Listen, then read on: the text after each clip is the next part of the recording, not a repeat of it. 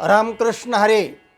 सज्जन हो, आज आपणापुढे वेळेचे महत्त्व या विषयावर हा भाग सादर करीत आहे. जो थांबला तो संपला. जीवन हे अमूल्य आहे आणि वेळ मौल्यवान आहे. वेळ वाचवा, सदुपयोग करा, वेळेचं महत्त्व ओळखा, या संदर्भामध्ये आजचा आपला हा व्हिडिओ आहे. जे मोठे मोठे प्रगत राष्ट्र आहेत त्या राष्ट्रामध्ये आज अमेरिका सगळ्यामध्ये श्रेष्ठ आहे. जगामध्ये अमेरिकेचा दबदबा आहे. हे राष्ट्र प्रगत झाले आणि प्रगत आजपर्यंत राहिले. याचं कारण काय? याचं कारण आहे तिथले शास्त्रज्ञ, तिथले संशोधक, तिथले राजनीतिज्ञ आणि सगळ्या गोष्टीमध्ये ज्याला आपण अष्टपैलू व्यक्तिमत्व म्हणतो, असे लोक तिथे आहेत, सांभाळतात. त्यांच्यासाठी सगळ्या सुखसुविधा पुरवल्या जातात आणि अशा ज्ञानी माणसामुळे राष्ट्र प्रगत होत असतं. हा मुख्य विषय आहे. असाच एक दृष्टांत अमेरिकेतला. अमेरिकेचे प्रख्यात शास्त्रज्ञ, महान संशोधक, राजनीतिज्ञ बेंजामिन फ्रँकलिन, त्यांचे एक पुस्तकाचं दुकान होतं.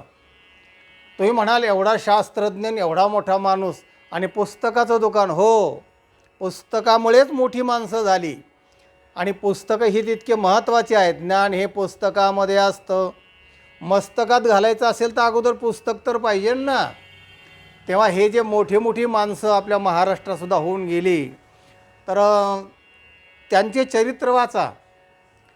थोर महात्मे होऊन गेले, चरित्र त्यांचे पहा जरा, आपण त्यांच्या समान व्हावे, हाची सापडे बोध खरा.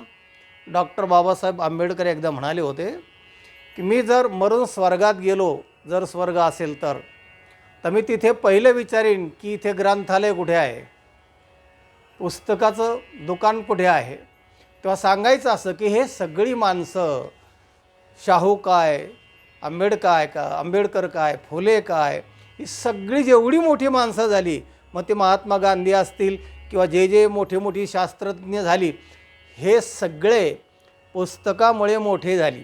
पुस्तकावर त्यांनी प्रेम केलं. म्हणून ते फ्रँकलिन जे होते त्यांचं एक पुस्तकाचं दुकान होतं आणि त्या पुस्तकाच्या दुकानामध्ये त्यांनी नोकर ठेवलेला होता. तेव्हा एक पुस्तक ग्राहक तिथे त्या पुस्तकाच्या दुकानामध्ये पुस्तक घ्यायला आला. त्याने पुस्तकं पाहिले आणि त्याच्या आवडीचं पुस्तक त्याला मिळालं आणि मग त्या ग्राहकाने विचारलं त्या नोकराला की याची किंमत काय? तो म्हणला $1 आहे. म्हणले कमी नाही का होणार? तो म्हणला अजिबात कमी होणार नाही. मग ते जरा चिवट गिऱ्हाईक होतं. व्यवहारातले काही चिवट गिऱ्हाईक असतात ना, कमी नाही का, आणि मग तिकडं फार कमी मिळतं, अगदी भाषण ठोकणारे असतात आणि मग बऱ्याच वेळाने ते घ्यायचं का नाही ठरवतात, नाही तर पुढच्या दुकानात जात असतात. अशी काही माणसं असतात की नुसती याची चव पागणार, त्याची चव कशी, तिथले काय थोडे द्राक्ष घेणार, तोंडात टाकणार, असं करणार आणि पुढच्या गाडीवर जाणार. असे याची चव कशी, म्हणजे चौकशीखोर असतात हे, आणि त्यातच त्यांचं भागतं. असे काही माणसं व्यवहारामध्ये असतात. पण हा जर होता त्याच्यातला असतो, तर तो म्हटला का याची किंमत कमी नाही का होणार? तो मला सांगितलं ना तुम्हाला अजिबात होणार नाही म्हणून. तो म्हणला ते मालक कुठे आहेत फ्रँकलिन? तो म्हणला ते काय शेजारी कार्यालयामध्ये कार्यमग्न आहेत, काम करतायत. त्यांनी ते पुस्तक घेतलं आणि फ्रँकलिनकडे गेला आणि गेल्यानंतर नमस्कार केला, बसला. म्हणजे काय? म्हणले हे पुस्तक आहे, याची किंमत $1 आहे, याची कमी नाही का होणार? तो म्हणला याची किंमत होय $1.25. म्हणले $1.25 कसे काय? तुमच्या दुकानदार म्हणजे तुमचा जो नोकर आहे त्याने तर $1 सांगितलं आणि तुम्ही $1.25 म्हणता. म्हणले तुम्ही एवढा माझा वेळ घेतला ना, त्याच्यामुळं ते $0.25 वाढले. म्हणले मग अखेरची किंमत काय द्यायची आहे, नक्की काय किंमत द्यायची आहे? तो म्हणला $1.50. अरे बापरे, आत्ताच्या आत्ता पुन्हा $1.25 वाढला. तर तो म्हणला हे कसं काय? तो म्हणला माझा तुम्ही जितका वेळ घ्याल ना तितकी किंमत वाढत जाईल, कारण प्रत्येक क्षणाला महत्त्व आहे आणि त्याची किंमत आहे. टाईम इज मनी. त्याने पटकन ते $1.50 काढला आणि देऊन टाकला आणि तो गेला. त्याला वाटलं आता आणखीन वेळ घेतला तर आणखीन किंमत वाढेल. तेव्हा त्यालाही म्हणजे वेळेचं महत्त्व कळलं आणि झालं. सांगायचं तात्पर्य असं आहे की कुणाला वेळ दिला तर वेळ पाळा. वेळ थांबत नाही, वेळ कुणासाठीही थांबत नाही. सर्व खा पण कोणाचा सज्जन माणसाचा वेळ खाऊ नका. सगळ्यात वाईट गोष्ट आहे. दिलेली वेळ पाळा. लोकांना जर वेळ दिली तर त्या वेळेत जाऊन त्यांना भेटण्याचा समेचा आनंद होतो.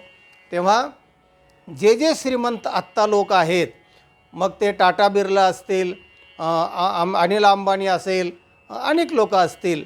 एकदा तर बातमी अशी वाचली होती की अनिल अंबानीची 1 मिनिटाची किंमत ₹7 कोटी आहे.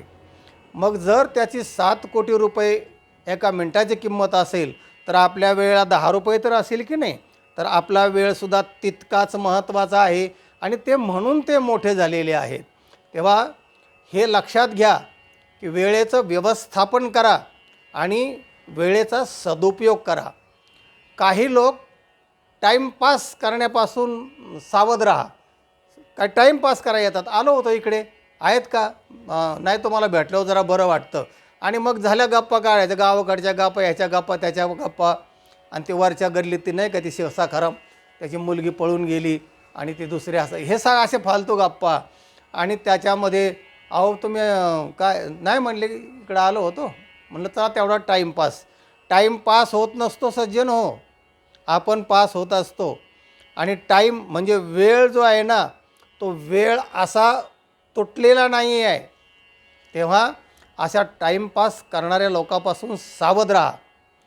वेळ जातो आहे, वेळ कुठेही जात नसतो. हा वेळ गेलाच जर तुमच्या म्हणण्याप्रमाणे तर वेळ आपलं आयुष्य आणि त्याच्याबरोबर असणाऱ्या सगळ्या गोष्टी घेऊन जात असतो. ज्याला वेळेचं महत्त्व कळत नाही त्याला काहीच कळत नाही असं ठाम समजा. तेव्हा वेळेचं महत्त्व लक्षात घ्या. एक असा भवभूती नावाचा संस्कृत कवी होता आणि त्याने एक नवरस जो आहे साहित्यामधले नवरस, त्याने दशमो शांतरसहा असं 10वा रस निर्माण केला, म्हणजे साहित्यात लिहिला. तर लोकांनी जे प्रस्थापित त्यावेळेचे विद्वान होते त्याने तो निंदा सुरू केली. लोकांना नवीन काय आवडत नाही. कोणी जर नवीन केलं ना तर ते म्हणतात हे तुझं काय, तुझं स्वतःचं मांडतो, नवीन काय असतं काय? अरे परंपरेने आलं तेच बरोबर आहे. हे परंपरावादी जे लोक आहेत ना ते नवीनाला फारसं टिकू देत नाहीत. तेव्हा भवभूतीवर टीका सुरू झाली.